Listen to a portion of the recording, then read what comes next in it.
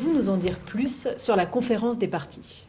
Alors, la conférence des parties, c'est l'organe principal qui a été mis en place donc, dans le cadre de la Convention de 92. Donc, c'est la Convention cadre des Nations Unies sur les changements climatiques. Donc, une convention qui a été signée en marge du sommet de Rio, donc le sommet de la Terre de 1992. Donc, la conférence des parties, c'est l'organe, un peu comme l'Assemblée générale des Nations Unies, qui va rassembler toutes les parties à la convention cadre, qui sont quasiment tous les pays du monde, dont les États-Unis et les autres. Donc, alors c'est dans le cadre de cet organe que vont se réunir ces fameux sommets, comme on a eu là, comme on a à Cancun en ce moment, comme on a eu à Copenhague l'année dernière. Donc, la Copenhague était la 15e conférence des parties, Cancun est la 16e, et donc c'est dans ce cadre-là que vont se prendre les différentes décisions de mise en œuvre de la Convention cadre. Donc on peut avoir des décisions sur différents sujets, sur les problématiques de déforestation, sur les problématiques de financement, création d'un fonds vert qui va permettre de financer les différents projets dans les pays du Sud, sur les questions de transfert de technologie. Et on a aussi, dans le cadre de cette Convention cadre, l'adoption de protocoles, comme on a donc le protocole de Kyoto qui a été signé en 1997, signé en 1997, qui est entré en vigueur en 2005 et qui est devenu exécutoire pour une première période d'engagement entre 2008 et 2012. Cette première période d'engagement va s'achever en 2012 et c'est ce qui est notamment débattu à Cancun en ce moment, c'est de savoir qu'est-ce qu'on fait après 2012. Est-ce qu'on prend une nouvelle période d'engagement, plusieurs années supplémentaires?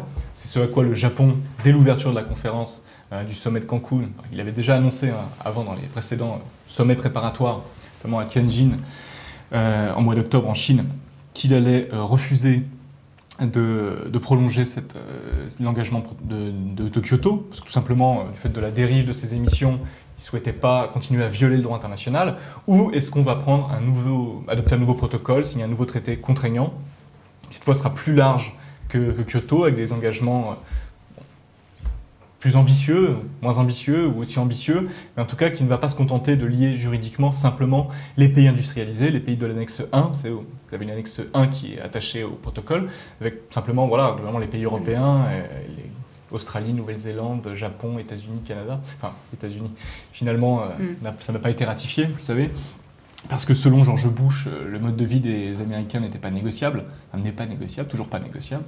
Mais donc voilà, est-ce qu'on ne peut pas avoir un engagement chiffré, et c'est très important pour les Américains, un engagement juridique réel pour d'autres États que simplement les États de cette annexion, les pays industrialisés, et je pense notamment à la Chine, au Brésil. Vous savez, il y a un groupe qui s'est formé au sein de la conférence des parties, qu'on appelle le groupe des BASIC. Les BASIC, c'est Brésil, Afrique du Sud, Inde et Chine. Donc les pays émergents les plus puissants. Ce qui est intéressant avec ces négociations sur le climat, c'est qu'on voit qu'on a vraiment l'émergence au niveau international, au niveau interétatique, dans les négociations de ces nouveaux États qui sont vraiment de plus en plus puissants et qui sont en capacité de bloquer véritablement les négociations et de peser fortement sur ces négociations. Et on est dans une logique maintenant de cogérance.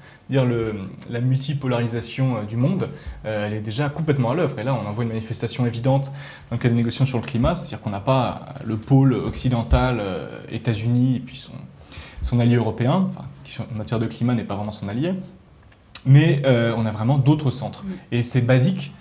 Ces 4 pays se réunissent entre eux. Il y a eu un sommet qui s'était tenu en Inde dans le courant de l'année.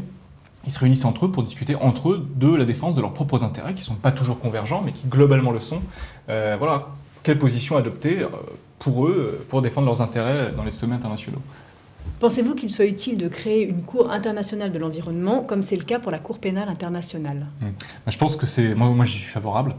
Déjà, dans un premier temps, il serait opportun de créer au sein de la Convention cadre de 92, de créer un organe de règlement des différends, comme ça existe déjà au niveau de l'OMC, donc l'Organisation mondiale du commerce, qui comprend parmi ses organes un organe de règlement des différends, qui fonctionne bien, avec déjà des décisions qui ont été adoptées sur des questions environnementales au niveau du commerce entre les États. Donc, dans un premier temps, ça me semble être une évolution nécessaire et importante de la Convention cadre de 92. Et moi, je reste partisan de la création d'une Organisation mondiale de l'environnement, qui permettrait de... Si vous voulez, il y a déjà le Programme des Nations Unies pour l'environnement, qui a été créé en 1972, mais de créer une organisation dédiée à l'environnement permet vraiment de montrer l'importance qu'on donne à cette question, à cette problématique. Et donc, cette organisation mondiale, avec une cour qui en dépendrait, me semble être une idée positive et à creuser, oui. Alors, la responsabilité sociale des entreprises, qu'est-ce que c'est exactement et est-ce que ça relève du développement durable? Alors oui, ça relève évidemment du développement durable.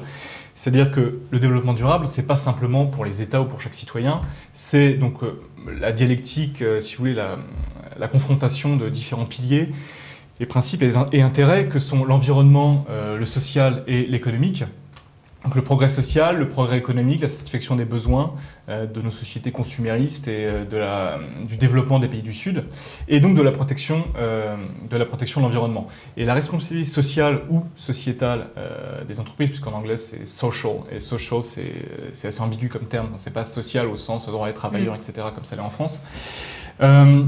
Donc la responsabilité sociale ou sociétale des entreprises, c'est la matérialisation pour les entreprises du principe de développement durable, c'est-à-dire mettre en œuvre dans des politiques qui restent des politiques de maximisation du profit, de toute façon, puisqu'on est en économie de marché, etc., et c'est la logique des entreprises, de mettre en œuvre des politiques de respect de l'environnement, de protection de l'environnement, et des politiques de garantie des droits des travailleurs, de promotion de la démocratie dans l'entreprise, ces politiques devant avoir un impact positif sur des aspects commerciaux et tout simplement sur le profit. Les entreprises doivent pouvoir faire du profit avec de vraies actions. Il ne s'agit pas de faire du greenwashing, c'est-à-dire de repeindre en vert ou en social simplement pour vendre plus, mais de réaliser de véritables actions qui vont redorer le blason, améliorer l'image de l'entreprise et mobiliser plus les travailleurs qui seront plus intéressés à leur travail, fiers de travailler pour une entreprise respectueuse de l'environnement, et au final, pour, encore une fois, faire du profit. C'est toujours la même idée. Et d'ailleurs, je suis vice-président d'une association qui s'appelle Entreprendre Vert, qui donc milite à la fois pour le développement de la green economy, donc ce secteur de l'économie verte, mais aussi pour, dans les entreprises traditionnelles, industrielles, pour la promotion de ces politiques de développement durable et de RSE.